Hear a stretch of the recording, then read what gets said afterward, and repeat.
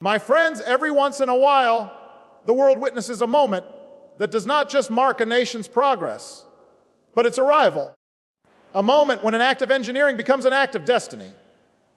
When a ship is not just launched into the sea, but into history. And today, that moment belongs to India, a nation that has built with its own hands the mighty INS Vikrant. This is not just a ship. It is not just a collection of steel and circuits, engines and flight decks. No, it's something deeper. It's a statement. It's the sound of 1 billion aspirations setting sail. It's the echo of a civilization that has known both conquest and colonization, both silence and struggle, now speaking in a new language, the language of confidence. When the INS Vikrant took to the seas, it did more than add to India's naval fleet.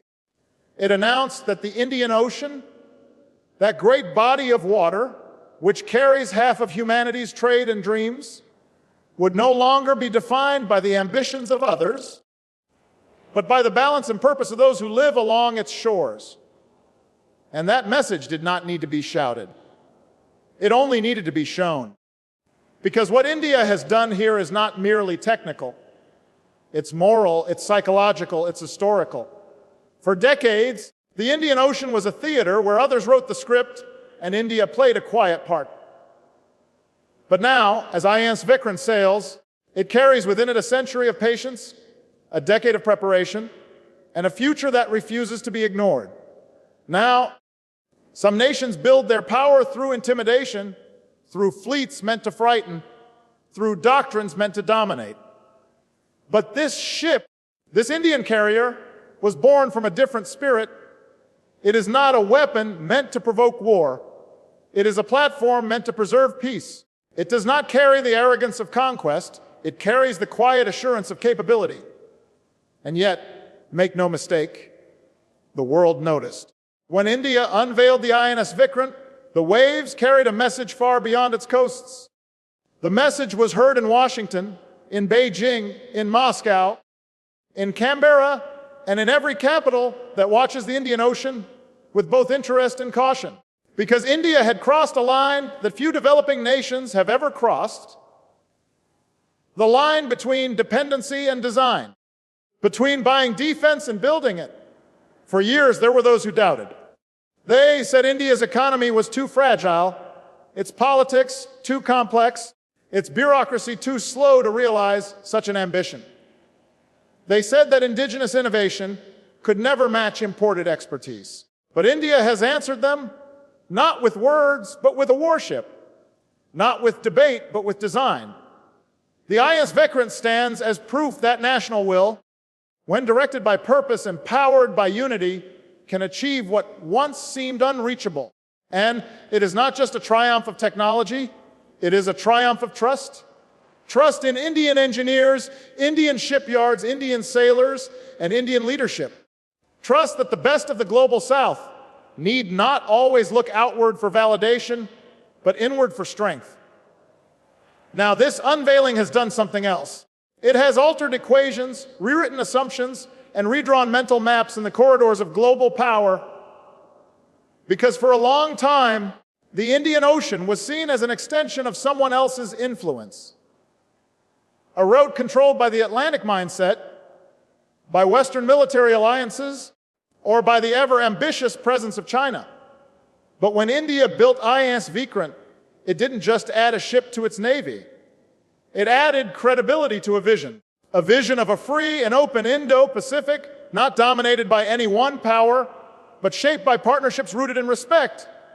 A vision that says, peace is strongest when everyone's security is respected, not when one nation's shadow falls over another's shore. And that is what truly shook the world, not the steel of the ship, but the spirit behind it. Because here was a developing nation, once written off as too slow, too bureaucratic, too inward, looking, building an aircraft carrier that matched the world's best. Here was a democracy proving that freedom and efficiency are not contradictions, that a free nation can be both deliberate and decisive, both patient and powerful. So when the launch took place, and the tricolor reflected off the ocean waves, it was not just Indians who felt pride. It was every nation that believes in the right to self-determination, every country that has been told it's not yet ready to lead, every people who have been asked to wait their turn. Because India, through this act, was saying, the time for waiting is over. And perhaps that's what startled some in Beijing. Perhaps that's what caught the attention of strategists in Washington. Because India wasn't challenging anyone. It wasn't issuing threats or drawing lines. It was simply being itself, confident, capable, and unwilling to be underestimated any longer. You see, true power doesn't announce itself with noise, it announces itself with presence. And INS Vikrant is presence in steel, in sovereignty, in spirit. But this moment is not about confrontation, it's about realization that the global balance of power is no longer determined solely by GDPs or arsenals, but by the courage of nations to believe in themselves. That is what India has done. That is why this ship, this project, this vision has captured the world's attention. Because somewhere deep down, every major power understands this truth, that when 1 billion people begin to move with unity and purpose, history itself begins to shift its course. And so, as INS Vikrant sails through the Indian Ocean, cutting across waters that once carried colonial fleets, it does something symbolic. It reverses direction. Where once ships sailed east to claim, now one sails west to command respect.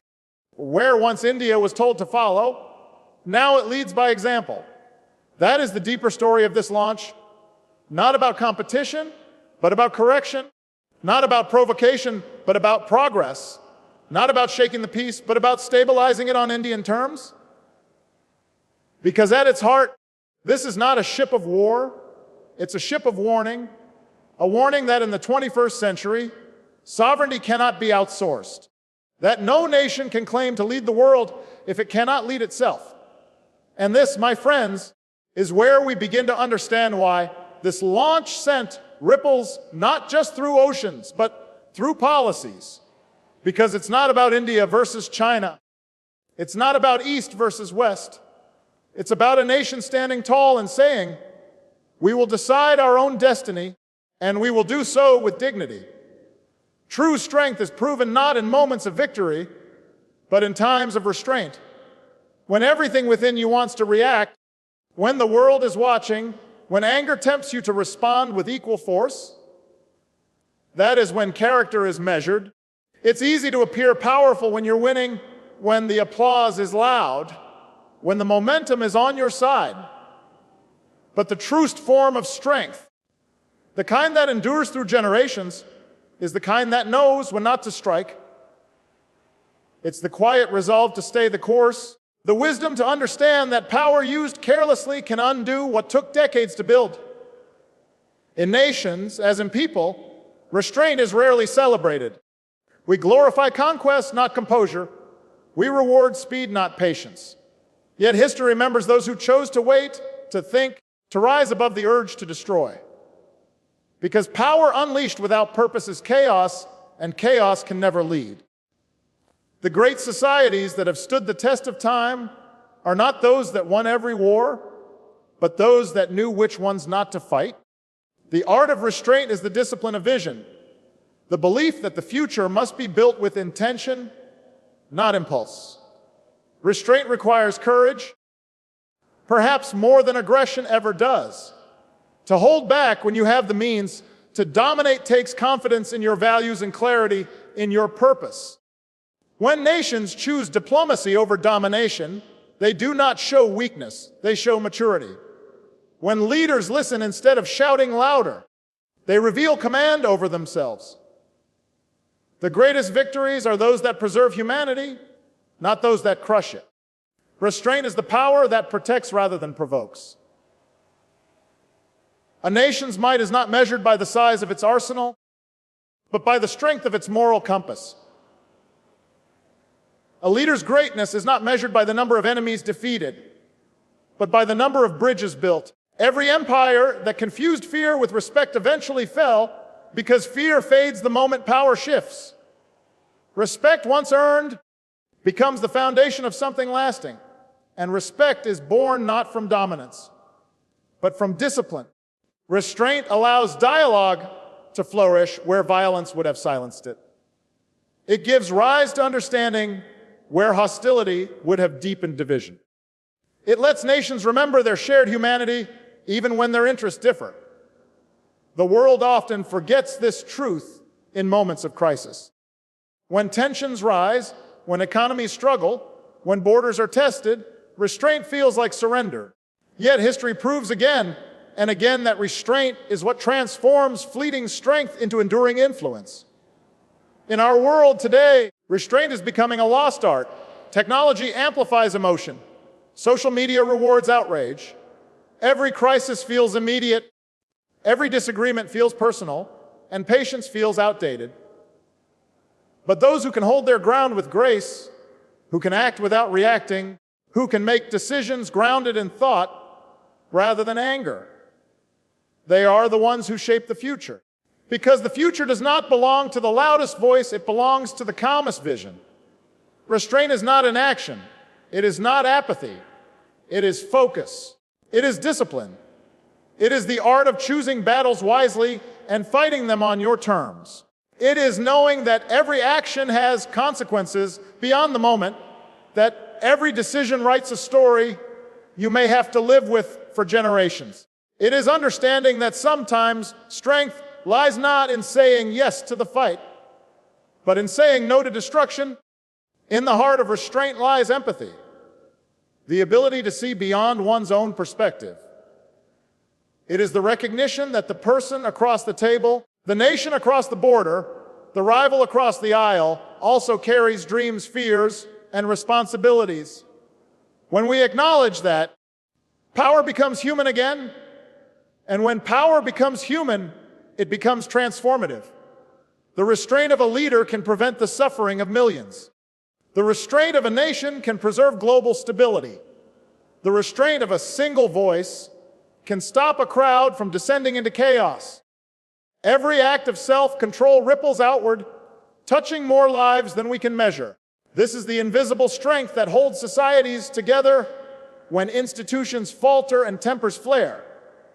Throughout history, restraint has been the force that separates wisdom from arrogance. When civilization stood at the brink, when pride urged them toward destruction, those who remembered restraint steered humanity back toward balance. Whether it was in the ashes of war or the silence after crisis, restraint created the space for renewal. The courage to stop, to reconsider, to forgive, that is the strength that rebuilds what aggression destroys. Every great reform, every enduring alliance, every era of peace began with someone choosing restraint over retaliation. It is the leader who refused to escalate, the diplomat who listened longer than expected, the citizen who chose to understand rather than condemn. These moments rarely make headlines, but they make history, because while battles define eras, restraint defines legacies. Restraint is also a form of respect, respect for process, for principle, for people.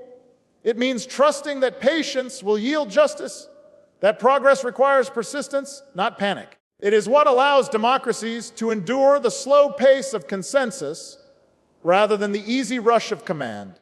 It is what reminds us that leadership is not about imposing will, but inspiring cooperation. When restraint guides power, the world moves toward order. When power loses restraint, the world slips into chaos. Even in the most personal sense, restraint is a test of self. It is the difference between reaction and response, between impulse and intention. When we master restraint, we master ourselves. We become capable of not just achieving, but sustaining. We stop chasing validation and start earning trust. We begin to see power not as something to wield, but as something to steward. In the international arena, restraint shapes diplomacy. A restrained nation builds allies through credibility, not coercion. It leads by example rather than intimidation. It understands that the path to global respect runs through humility, not hubris. The most admired powers in history are those that combine strength with sense. Nations that could command the world's attention without demanding its submission. Restraint does not mean passivity in the face of injustice. It means acting with purpose instead of impulse. It means answering aggression with strategy, not rage. It means protecting peace without surrendering to fear. In moments when the world feels unstable, restraint becomes the anchor that prevents us from drifting into chaos. It gives us time to think, to understand, to build better options. The mark of a truly confident nation is its ability to remain calm under provocation. When a nation is secure in its values, it does not need to shout to be heard or threaten to be respected. Restraint becomes its strength because it reflects control, and control is the essence of leadership. Those who lose control of their words, their temper, or their ambition lose power even when they appear victorious. Restraint is the silent strength that sustains civilizations. It is what allows freedom to coexist with order, ambition with ethics, and progress with peace. Without restraint, power collapses under its own weight. Without restraint, nations burn out, chasing validation they can never sustain. Restraint, on the other hand, multiplies influence because it earns trust, and trust is the true currency of power. Every act of restraint in history has paved the way for transformation. The moment a leader paused before responding in anger,